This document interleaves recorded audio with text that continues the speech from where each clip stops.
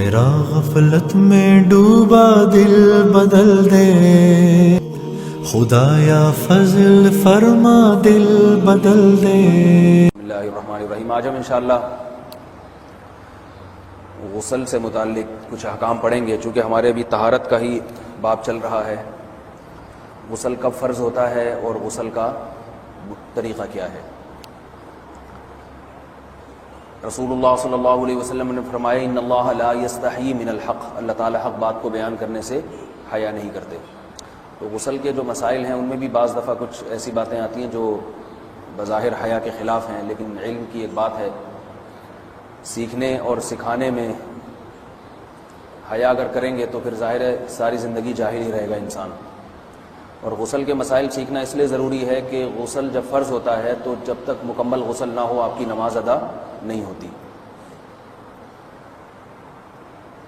رسول اللہ صلی اللہ علیہ وسلم نے فرمایا الماء من الماء، حدیث ہے کہ غسل فرض ہوتا ہے خواہش نفس کے ساتھ جسم سے منی خارج ہونے سے۔ مرد پہ غسل کب فرض ہوگا؟ جب اس کے جسم سے شہوت کے ساتھ منی خارج ہو۔ منی بالکل سفید رنگ کی چیز ہے، ایک ہوتی ہے مزی۔ شہوت پیدا ہونے سے اگر کسی کے مرد یا عورت کے صرف رطوبت خارج ہونا شروع ہو گئی اس سے غسل فرض نہیں ہوتا۔ جب تک مکمل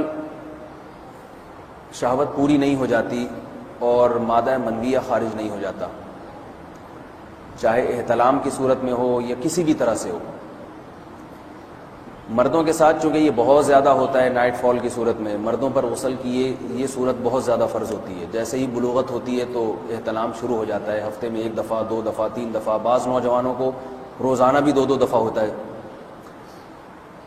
جبکہ خواتین میں یہ والے غسل کی صورت بہت ہی کم ہوتی ہے کہ ان کو نائٹ فال ہو یا اس طرح سے غسل فرض ہو۔ ہزاروں میں کسی ایک عورت کے ساتھ ایسا ہوتا ہے۔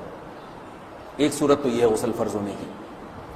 دوسری صورت کیا ہے کہ جب انسان اپنی زوجہ کے ساتھ ملاپ کرے اور انٹرکورس ہو جائے، چاہے اس صورت میں ڈسچارج دونوں میں سے کوئی ہو یا نہ ہو، لیکن دونوں پہ غسل فرض ہو جائے گا، مرد پہ بھی اور عورت پہ بھی۔ یہ تو مردوں کے غسل کے فرض ہونے کا۔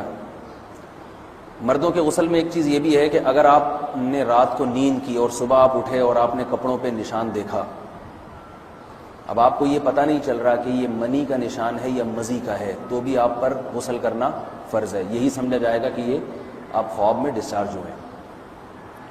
عورت پر جو غسل فرض ہوتا ہے ایک اور صورت میں ہوتا ہے کہ جب خواتین کو ایام آنا بند ہو جاتے ہیں، حیض یا نفاس سے جب پاک ہو جائیں تو بھی ان پہ غسل فرض ہے۔ یہ تو غسل کی فرضیت سے متعلق احکام تھے۔ کچھ چیزیں ایسی ہیں جن میں غسل سنت ہے، فرض نہیں ہے۔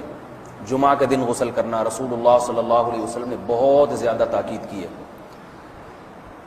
سنت کی 2 قسمیں ہیں، سنت مؤکدہ اور سنت غیر مؤکدہ۔ مؤکدہ وہ ہوتی ہیں کہ جن کو چھوڑنے کا اگر کوئی معمول بنا لے تو گناہ کا خطرہ ہے اور ایسا شخص قابل ملامت ہے، اسے شریعت ملامت کرتی ہے، برا بھلا کہتی ہے۔ تو غسل سنت مؤکدہ ہے ہفتے میں 1 مرتبہ، چاہے جمعے کے دن ہو یا کسی بھی دن ہو۔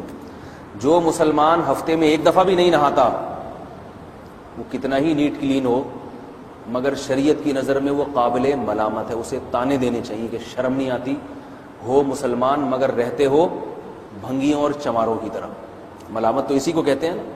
اس کی دلیل رسول اللہ صلی اللہ علیہ وسلم نے فرمایا، صحیح حدیث ہے، حق علی کل مسلم ان یغتسل کل اسبوع مرۃ، کہ ہر مسلمان پر لازم ہے کہ وہ ہفتے میں کم از کم 1 مرتبہ غسل کرے۔ ہر مسلمان پر لازم ہے، چاہے اس پہ غسل فرض نہ بھی ہو۔ اور کس دن بہتر ہے؟ جمعہ کے دن۔ نبی صلی اللہ علیہ وسلم نے حکم دیا ہے کہ جمعے کے دن غسل کیا جائے۔ امام احمد ابن حنبل کا مذہب یہ ہے کہ جمعے کے دن غسل کرنا واجب ہے، صرف سنت نہیں ہے بلکہ واجب ہے، لیکن جمہور کا مذہب یہ ہے کہ سنت عمل ہے۔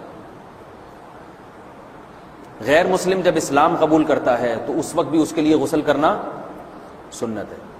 جب ہم مردے کو نہلاتے ہیں تو جو مردے کو نہلائے اس کے لیے بھی خود غسل کرنا افضل ہے، سنت عمل ہے۔ عید کے دن غسل کرنا سنت عمل ہے۔ تو یہ وہ تمام مواقع ہیں جن میں غسل کرنا رسول اللہ صلی اللہ علیہ وسلم کی سنت ہے۔ غسل کا طریقہ کیا ہے؟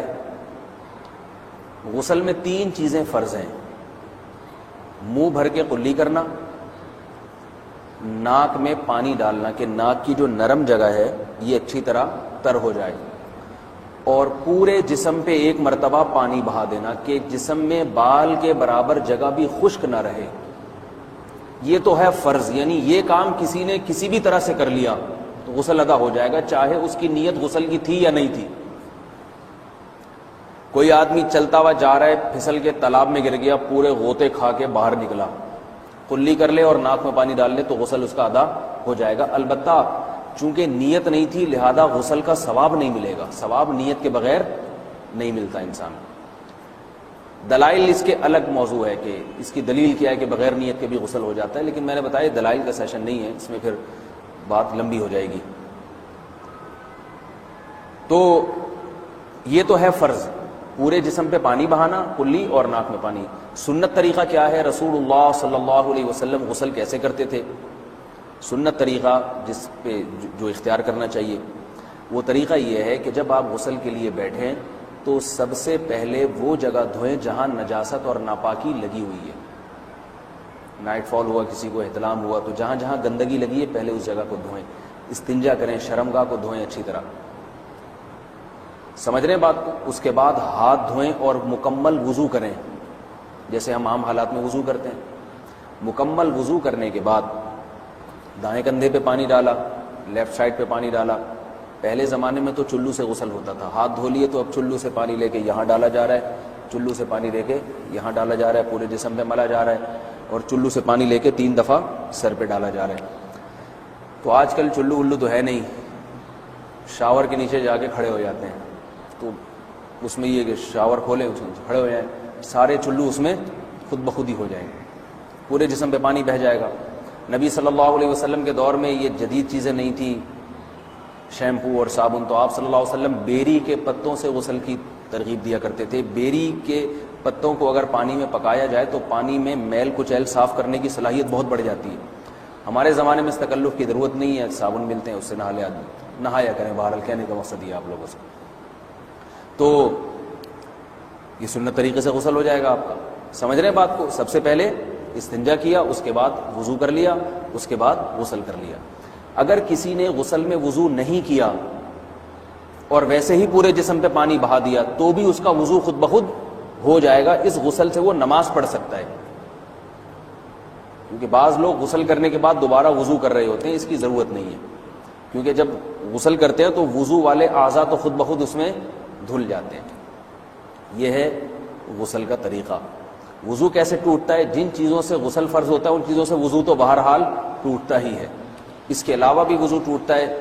اس سے پچھلے لیکچر میں نے کچھ تفصیل بتائی تھی کہ نجاست جسم سے کہیں سے بھی خارج ہو جائے یا نجاست نکل کے بہہ پڑے، اگر قضائے حاجت کی جگہوں سے نجاست خارج ہوئی ہے تو نظر بھی آ جائے وضو ٹوٹ جائے گا، اور قضائے حاجت کے علاوہ جگہوں سے اگر نجاست خارج ہوئی ہے، خون وغیرہ ہے جیسے، تو جب تک نکل کے بہے گا نہیں تو اس وقت تک وضو نہیں ٹوٹے گا۔ سمجھ رہے ہیں بات کو؟ وضو کا طریقہ کیا ہے؟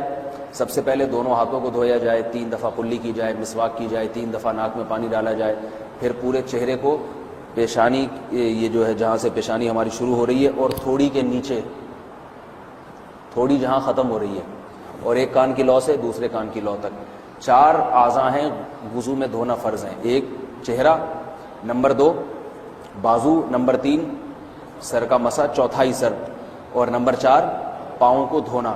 اس کی دلیل قرآن مجید کی مشہور آیت ہے فَاغْسِلُوا وُجُوهَكُمْ وَأَيْدِيَكُمْ إِلَى الْمَرَافِقِ۔ اللہ فرماتے ہیں ایمان والو جب نماز کا ارادہ ہو تو اپنے چہروں کو اور اپنے ہاتھوں کو دھو، سر کا مسا کرو اور پاؤں کو ٹخنوں سمیت دھو۔ دھونے کا حکم ہے قرآن مجید میں۔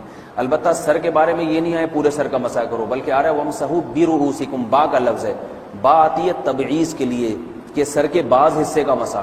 اب بعض حصے کا قرآن حدیث میں کہیں تذکرہ نہیں ہے، تو اس میں فقہاء کرام کے اجتہادات ہیں۔ امام شافعی فرماتے ہیں تھوڑا سا بھی ٹچ کر لیا سر کو ہو جائے گا، امام ابو حنیفہ فرماتے ہیں نہیں کم از کم 1/4 کا ہونا ضروری ہے۔ سب کے اپنے اپنے دلائل ہیں، ان دلائل میں نہیں جاتا۔ فقہ حنفی کو جو فالو کرنے والے ہیں تو ان کو چاہیے کم از کم 1/4 سر کا مسا، یہ فرض ہونے کے لیے ضروری، مگر سنت کیا ہے؟ پورے سر کا مسا۔ نبی صلی اللہ علیہ وسلم دونوں ہاتھوں کو بھگو کے پورے سر کا مسا کرتے تھے ایسے، سمجھ رہے ہیں بات کو؟ اور مسح کے جو یہ ٹیکنیکل طریقے ہیں کہ آپ یوں پہلے انگلی بنائیں پھر یوں لے کر جائیں پھر یوں گھما کے لائیں پھر یوں، یہ ٹیکنیکل طریقے حدیث سے ثابت نہیں۔ مسح کا طریقہ کیا ہے؟ بھیگا ہوا ہاتھ لے کے ایسے پورے سر کو ہو گیا۔ پھر حدیث میں یہ بھی ہے کہ یوں لے جاؤ اور یہ بھی ہے کہ دو واپس بھی لے کر آؤ، دونوں طرح سے ثابت۔ تو ایسے بھی کر سکتے ہیں کہ یوں لے جائیں اور ایسے بھی کر سکتے ہیں لے کے جائیں اور پھر واپس بھی لے آئیں، دونوں طریقے جائز ہیں، لیکن کم از کم سنت اتنی ہے کہ پورے سر کا مسح ہونا چاہیے۔ بعض لوگوں کو شو مارنے کا شوق ہوتا ہے، اگر وہ واپس لائیں تو بال ان کے خراب ہو جاتے ہیں، کہتے ہیں یار یہ پھر مسئلہ خراب ہو جائے گا، تو پھر ایسے لوگ صرف یوں ہی لے جائیں کافی ہے۔ افضل تو یہ کہ یوں بھی لے جائیں یوں بھی لے جائیں، دونوں طرح سے صحیح ہے، بہرحال دونوں حدیث سے ثابت ہیں۔ سمجھ رہے ہیں بات کو؟ اور یہاں ایک اہم مسئلہ بتا دوں، قرآن مجید نے پاؤں کو دھونے کا حکم دیا ہے، پاؤں پہ مسح کرنے کا حکم نہیں دیا، اور حدیث میں خفین پر مسح کرنے کا حکم ہے۔ تو قرآن اور حدیث کو فقہاء نے جمع کیا ہے، لہذا وہ موزے جن میں آسانی سے پاؤں دھوئے جا سکتے ہیں ان میں چاروں ائمہ کے نزدیک پاؤں پہ مسح کرنا جائز نہیں۔ سعودی عرب میں جو بعض سلفی حضرات اور یہاں ہمارے ہاں بھی اہل حدیث حضرات نے عام موزوں پر بھی جو مسح کی ایک روایت ڈال دی ہے، اسلاف میں، تابعین، تبع تابعین میں اور چاروں ائمہ کے مذاہب میں اس کا ثبوت نہیں ملتا۔ اگر اسلاف میں کوئی قائل بھی ہے تو ایک شاذ قول، اکا دکا قول ملتا ہے، ورنہ یہ ائمہ اربعہ کے مذہب کے خلاف ہے، اور جو احادیث جو نقل ہوتی ہیں صحیح سند کے ساتھ ان کے بھی خلاف اور قرآن کی آیت کے بھی خلاف ہے۔ اس لیے کسی نے عام ساکس پہ اگر مسح کر لیا، جو عام طور پہ آفس پہن کے جاتے ہیں لوگ، اس میں تو پاؤں، آپ اگر ساکس کو پانی کے نیچے رکھیں پورا پاؤں دھل جائے گا آرام سے، تو وہاں کیا ہو رہا ہے کہ قرآن مجید کے حکم کی مخالفت لازم آ رہی ہے، آپ پاؤں دھو نہیں رہے۔ تو اس لیے ہم یہ سمجھتے ہیں کہ اس صورت میں نماز ادا نہیں ہوگی۔ سعودی عرب میں بعض سلفی حضرات نماز پڑھاتے ہیں، وہ ایسے ہی کرتے ہیں کہ عام ساکس پہ مسح کر کے نماز پڑھا لیتے ہیں، تو فتویٰ اسی پر ہے کہ ان کی اگر کسی کو یقین ہے کہ اس نے عام ساکس پہ مسح کر کے نماز پڑھائی ہے تو اس کے پیچھے نماز ادا نہیں ہوگی، کیونکہ قرآن کے مطابق اس کا وضو ہوا ہی نہیں ہے۔ صدیوں تک کوئی بھی اس قول کا قائل نہیں رہا ہے کہ عام ساکس پہ بھی مسح ہو جاتا ہے۔ یہ ابن تیمیہ رحمہ اللہ تعالیٰ 7ویں صدی میں اس کے قائل تھے، اور تابعین میں اکا دکا قول ملتے ہیں اس کے، لیکن شاذ قول ہیں، مرجوح قول ہیں جن پر امت نے فتویٰ نہیں دیا، اور اب سعودی عرب میں بعض سلفی حضرات اس کے قائل ہیں۔ ہمارے ہاں اہل حدیث حضرات بھی چونکہ اکثر سعودی عرب کے سلفی حضرات ہی کو فالو کرتے ہیں، تو انہوں نے بھی وہیں سے یہ فتویٰ لیا ہے، لیکن ائمہ اربعہ کے مذہب میں اور دلائل کے لحاظ سے دیکھا جائے تو یہ مذہب کمزور ہے۔ قرآن نے پاؤں کو دھونے کا حکم دیا، آپ دھوئیں گے پاؤں جب تک دھونا ممکن ہے۔ چمڑے کے موزے ہیں ان کو دھونا ممکن نہیں ہے اتارے بغیر، لہذا ان موزوں کے اوپر مسح ہو جائے گا، تو اس سے قرآن پر بھی عمل ہو جائے گا اور حدیث پر بھی عمل ہو جائے گا۔ اس لیے ائمہ اربعہ نے جو قرآن و حدیث کو سمجھ کے جو فیصلہ کیا ہے اس پہ چلنا ہمارے لیے زیادہ مفید ہے بنسبت آج کل کے جو علماء ہیں ان کی اپنی ذاتی آراء پر۔ اس لیے یہ بھی ایک وضو سے متعلق اہم مسئلہ تھا، سمجھ رہے ہیں؟ باقی تو ماشاءاللہ وضو کرنا سب کو آتا ہی ہے۔